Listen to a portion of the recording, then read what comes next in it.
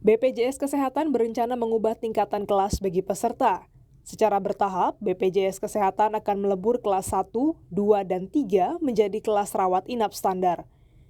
Dewan Jaminan Sosial Nasional menyebut iuran kelas standar nantinya akan menerapkan prinsip gotong royong. Kebijakan ini akan diterapkan pada bulan Juli 2022 mendatang. Nantinya, peserta BPJS Kesehatan yang berpendapatan lebih tinggi akan membayar iuran lebih besar dibanding mereka yang berpendapatan lebih kecil. Sebelumnya, Dewan Jaminan Sosial Nasional menyebut implementasi kelas rawat inap standar ini sebagai upaya peningkatan mutu. Menurut anggota Dewan Jaminan Sosial Nasional atau DJSN, Asy Eka Putri, manfaat saat ini masih dipengaruhi oleh besaran iuran. Hal yang perlu dilakukan saat ini adalah segera menstandarisasi hak akomodasi rawat inap. Ketua Pengurus Harian YLKI Tulus Abadi menilai rencana peleburan kelas iuran BPJS berpotensi merugikan konsumen. YLKI meminta BPJS Kesehatan untuk menunda rencana ini. Saya kira patut ditunda dulu karena banyak hal yang belum dipersiapkan baik infrastruktur maupun sumber daya manusia. Selain itu yang terpenting JKN non-kelas ini secara empirik akan merugikan konsumen sebagai peserta JKN atau BPJS Kesehatan. Pertama karena bagi kelas 1 dia akan turun kelas menjadi kelas standar, artinya tidak setara dengan apa yang dia bayar. Dia membayar sesuai dengan kewajibannya yaitu kelas 1, tapi ternyata tidak ada kelas 1. Saat ini, DJSN bersama otoritas terkait sedang menyusun formula iuran BPJS Kesehatan yang bisa memenuhi prinsip asuransi sosial. Tim Liputan, Kompas TV. Dan saudara, terkait rencana peleburan kelas iuran BPJS Kesehatan dengan mengubah sesuai besaran gaji pesertanya, apakah sudah tepat? Nah, kali ini Sapa Indonesia Akhir Pekan akan membahasnya. Anda tentu menarik untuk menyimak hal ini. Sudah bergabung bersama kami secara sambungan daring Direktur Utama BPJS Kesehatan, Bapak Ali Gufron Mukti. Selamat pagi Pak Gufron, salam sehat. Selamat pagi, salam sehat. Baik, terima kasih Pak sudah bergabung bersama kami. Dan kemudian narasumber yang kedua, Ketua Pengurus Harian YLKI, Bapak Tulus Abadi. Selamat pagi Pak Tulus, salam sehat selalu. Ya, selamat pagi Mbak Valen, selamat pagi Prof. Gufron, sehat selalu juga. Selamat pagi Pak Tulus. Baik, terima kasih Bapak-Bapak sudah bergabung bersama kami di Sapa Indonesia Akhir Pekan ini. Saya akan tanyakan dulu kepada Bapak Dirut BPJS, Pak Gufron. Jadi dengan rencana peleburan kelas 1, 2, 3 yang selama ini kita ketahui dan meskipun sudah berubah-ubah begitu ya Pak ya, biaya iurannya. Nah, apa sih Pak sebenarnya tujuannya dengan peleburan kelas ini? Iya, kalau dulu tujuannya itu jelas ya, yaitu untuk meningkatkan sustainabilitas atau keberlanjutan program JKN KIS biar sustain ya, biar berlanjut. Tetapi artinya itu untuk menutup defisit. Tetapi BPJS sudah tidak defisit. Untuk kami sampaikan BPJS sudah tidak defisit. Jadi bagi BPJS ya, ini tentu kalau bisa jangan naik iuran, memberatkan masyarakat. Nah ini kok jadi BPJS kayak mendorong ya untuk masyarakat ya biar terlindungi begitu. Jadi kami berharap ya itu kalau bicara tentang kelas standar itu adalah dalam kerangka peningkatan mutu, jangan sampai menurunkan mutu begitu. Oke, penjaminan peningkatan mutu dengan kelas standar rawat inap begitu ya Pak ya. Nah nanti gimana ini Pak mekanismenya? Targetnya ini katanya 2024 harus sudah semua rumah sakit sudah bisa menerapkan kebijakan ini begitu ya? Ya tentu 2022 ini kan diuji coba dulu. Jadi kami berharap masyarakat tidak gelisah dan juga teman-teman yang merumuskan ini bisa betul-betul matang, tidak tergesa-gesa hanya karena waktu, tapi tidak komprehensif dan menimbulkan kegaduhan yang tidak perlu begitu. Jadi kami berharap itu sudah nanti jelas gitu, apa-apanya itu jelas, termasuk iurannya bagaimana, kemudian segala sesuatunya itu harus dipikirkan.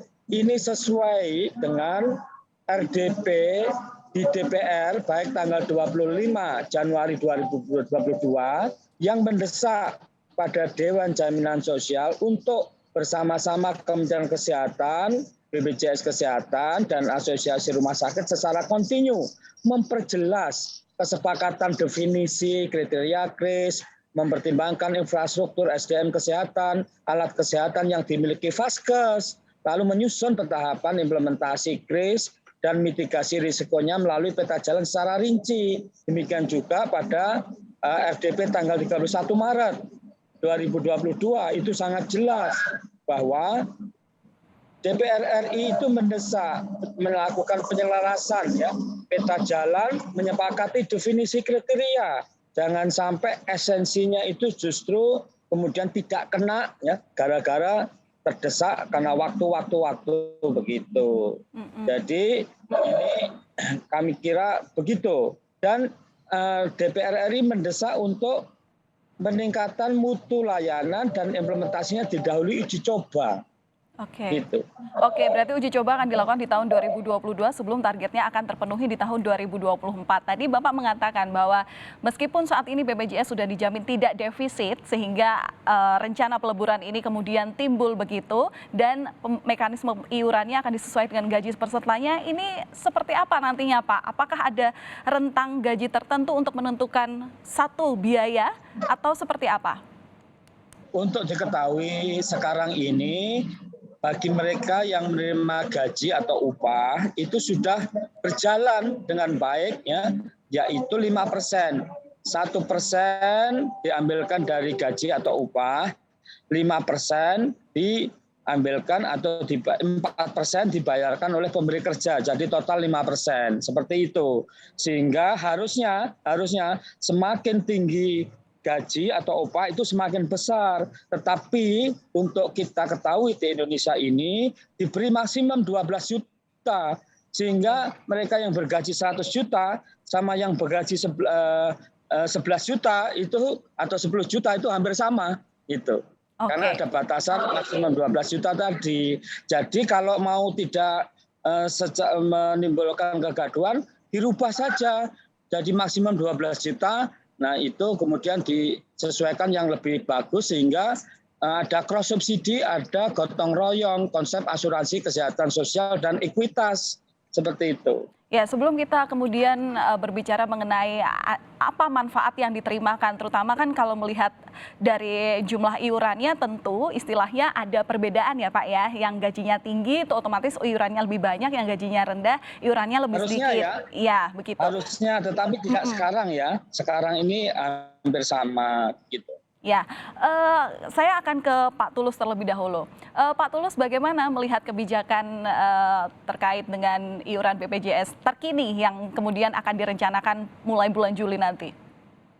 Ya, terima kasih. Pertama sebenarnya ini konsep kebijakan yang dibuat oleh DJSN ya, dan kemudian tadi menimbulkan kegaduhan karena belum dipersiapkan dengan baik.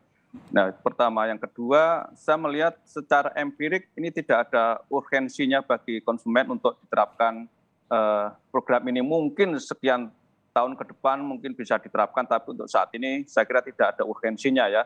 Karena saat ini yang terpenting bagi konsumen adalah bagaimana pelayanan BPJS Kesehatan dengan mitra rumah sakitnya, Vaskes dan lain sebagainya itu adalah pelayanan yang standar, bukan kelas standar tapi standarisasi pelayanan, di mana di situ tidak ada antrian, kemudian tidak disuruh beli obat lagi dan tidak ada penambahan biaya dan lain sebagainya. Jadi ini yang terpenting adalah bagi konsumen saat ini adalah bagaimana baik itu di FKTP kemudian fase keselanjutan dan lain sebagainya itu adanya standarisasi pelayanan dan kemudian konsumen puas dengan pelayanan yang ada. Jadi itu tidak harus dijawab dengan KRIS ya, tetapi yang terpenting adalah standarisasi pelayanan baik itu di kelas 1, kelas 2 ataupun kelas 3. Itu yang pertama. Yang kedua, saya sangat khawatir kalau non kelas ini diterapkan seperti tadi di awal wawancara saya adalah nanti di kelas 1 tidak ada, kemudian orang yang kelas 1 harus turun kelas, ataupun yang paling urgen adalah kelas 3 harus naik kelas. Dan ini potensinya nanti yang saya lihat bukan hanya akan berpotensi merugikan konsumen, tapi juga berpotensi merugikan BPJS Kesehatan sebagai operator ataupun juga rumah sakit itu sendiri. Jadi Mbak Valen, saya sudah melihat secara empirik pelayanan rumah sakit non kelas di RSUD Tangerang, ya, yang mereka sudah lama menerapkan standar non kelas tadi. Jadi di situ tidak ada kelas 1, kelas 2, dan kelas 3. Tetapi ketika saya tanya pendapatannya berapa untuk biaya operasional, nah ternyata dari JKN non kelas kebijakan non kelas yang diterapkan di RSUD Tangerang itu hanya mampu mendapatkan revenue sekitar 38% saja dari pasien, ya, dan 62% artinya ditanggung 100% ditanggung oleh Pemda setempat atau Pemkot setempat. Jadi itu yang kemudian nanti kalau ini diterapkan berpotensi merugikan semua pihak, dan karena belum adanya kesiapan-kesiapan yang ada. Memang kalau kita bicara di standar Eropa ya misalnya itu memang non kelas, tapi kan di Eropa memang sudah shuttle ya, rumah sakitnya, sumber daya dalam arti dokter dan segala macam itu sudah sangat siap, sehingga ketika diterapkan standarisasi non kelas tadi itu ya tidak ada masalah. Tapi di kita itu kan dari sisi infrastruktur antara Paskes yang satu, rumah sakit yang satu dengan yang lain itu kondisinya jomplang, sehingga sangat berat kalau kemudian dipaksakan untuk diterapkan non kelas tadi, sehingga kita minta untuk itu ditunda atau bahkan dibatalkan gitu. Minimal ditunda dulu lah, sehingga ditemukan konsep dan juga kesiapan-kesiapan yang lebih fair baik bagi peserta JKN, bagi BPJS Kesehatan, dan juga bagi rumah sakit itu sendiri. Dan yang terakhir yang saya khawatir, saya menengarai bahwa konsep ini nantinya ada semacam formulasi untuk memancing asuransi komersial, Mbak, ya, karena dengan adanya non kelas tadi, sehingga nanti kalau misalnya Pak Gufron yang sebagai direktur utama nggak mau di kelas 1, kelas standar, itu nanti bisa naik kelas tapi harus nambah biaya dan kemudian di cover oleh asuransi komersial. Sehingga ini ada tengarah bahwa kayak diintervensi oleh industri asuransi komersial untuk menerapkan kebijakan non kelas ini. Ini yang sangat mengkhawatirkan dari upaya mewujudkan adanya non kelas ini. Demikian, Mbak. Ya, intinya jangan terlalu terburu-buru, istilahnya harus mematangkan konsepnya dulu ya Pak ya, terkait penerapan KRIS ini. Nah, Pak Gufron, kalau misalnya melihat daripada penjelasan-penjelasan Pak Tulus tadi, nanti adanya merugikan masyarakat banyak pihak begitu, nantinya dalam penerapan kelas rawat inap standar ini, jika disamakan dengan kelas yang sebelumnya sudah ada, kelas 1, 2, 3, ini nanti merujuk ke seperti yang kelas apa sih Pak? Standarnya ini tuh seperti yang kelas berapa begitu untuk pelayanannya di rumah sakit tentu? Justru itu kan menunjukkan perlunya komprehensivitas dan pemahaman serta perumusan yang bagus. Jadi kalau menjawab pertanyaan itu aja sudah sulit. Pertanyaan Pak Ketua YLKI tadi, umpamanya kelas 1 turun, nah itu juga sulit. Lalu ditanya iurannya berapa, sulit lagi. Tapi ya menurut saya kalau urgensinya itu untuk menutup defisit, sekarang kami sampaikan BPJS tidak defisit. Jadi itu. Kalau untuk tadi ekuitas, artinya persamaan, yang disampaikan contoh dari Pak Ketua YLKI, Pak Tulus Abadi tadi, itu ternyata nggak bisa menutup kan. Jangan seperti itu, nanti yang kaya ada di rumah sakit sebelahnya atau yang lain. Akhirnya kan ada perbedaan, maunya menyamakan malah membedakan, mendiskriminasikan. Padahal di peraturan pemerintah nomor 47 tahun 2021 barusan ini ya, itu rumah sakit berkewajiban untuk memberikan pelayanan yang bermutu, nyaman, aman, anti diskriminasi begitu. Jadi ini harus betul-betul diperhatikan, jangan hanya masalah waktu. Maka kami sepakat 2022 ini ya, Juli itu adalah uji coba. Nanti kita evaluasi, kita lihat bagaimana begitu, tidak kemudian membingungkan dan kemudian istilahnya kita apa yang dikejar kan harus jelas ya. Jadi tujuannya itu harus jelas gitu. Oke. Demikian. Sebenarnya kalau bicara mengenai roadmap atau langkah selanjutnya terkait dengan kebijakan ini seperti apa sih Pak roadmap-nya hingga tahun 2024 Desember nanti? Targetnya untuk bisa memenuhi target ini uji coba yang seperti apa tahapan-tahapannya yang akan dilakukan? Ya, itu kan memang disusun oleh rekan-rekan di JSN ya.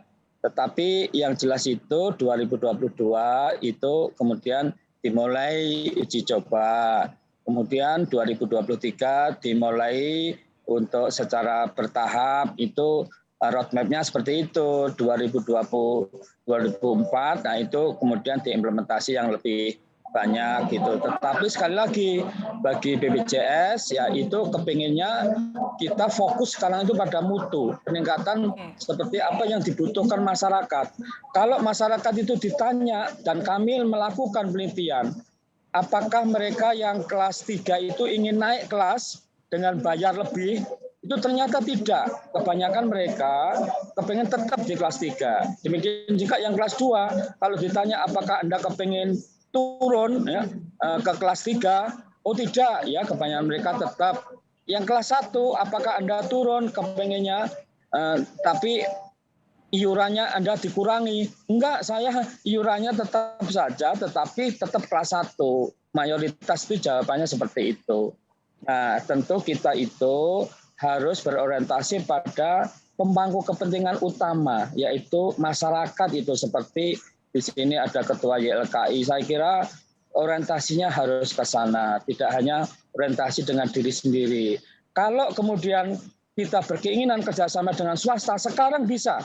Tanpa KRIS ya, itu sudah ada coordination of benefit, sudah kita public-private mix, ya, pendanaan bersama, dan harus bisa bekerjasama bagus, sehingga menguntungkan semua pihak. Jadi pemerintah untung, masyarakatnya untung, swasta juga untung. Jangan kemudian membuat sesuatu yang belum siap sebetulnya. Demikian. Oke, terkait dengan pelayanan mutu berarti ini nanti yang bisa ditanyakan lebih lanjut adalah bagaimana dengan kesiapan rumah sakit di seluruh daerah di Indonesia. Nah, pertanyaan ini nanti boleh dijawab Pak setelah jeda. Nanti kami masih akan ngobrol dengan narasumber kami, Pak Tulus dan Pak Gufron. Tetaplah bersama kami di Sapa Indonesia Akhir Pekan.